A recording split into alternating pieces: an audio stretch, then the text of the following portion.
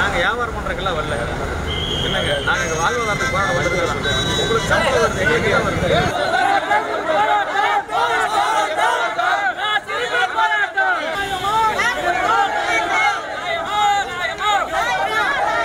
வரப்போற தேர்தல்ல நீங்க யார்கிட்ட போய் ஓட்டு கேட்க போறீங்க? மலேசியா விவசாயிட்ட போய் ஓட்டு கேளுங்க, இந்தோனேசியா விவசாயிட்ட ஓட்டு கேளுங்க.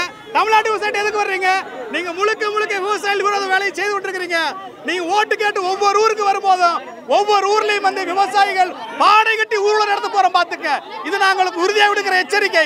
இந்த கோரிக்கையை நீங்க நிறைவேற்றல அப்படின்னா நாங்க தொடர்ச்சியா உங்களுக்கு தேர்தல் பிரச்சாரத்தில் ஈடுபட விட மாட்டோம். ஒவ்வொரு ஊர்லயும் தடுப்போம், ஒவ்வொரு ஊர்லயும் கைதாகுவோம்.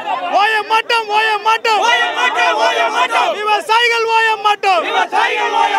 நிறைவேற்று, நிறைவேற்று, விவசாயிகளுக்கு கொடுத்த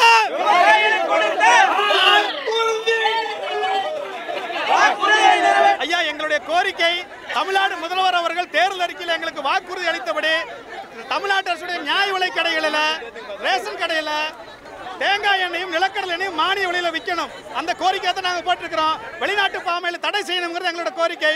அந்த கோரிக்கை நிறைவேறும் வரை நாங்கள் தொடர்ச்சியாக போராடிக்கிட்டே இருப்போம். சென்னை விட்டு போக மாட்டோம் என்பதை நாங்கள் தெரிவித்துக் கொள்கிறோம். தொடர்ச்சி கைதுகள் அஞ்ச மாட்டோம், கைதுகள் அஞ்ச மாட்டோம், அஞ்ச மாட்டோம், அஞ்ச மாட்டோம்.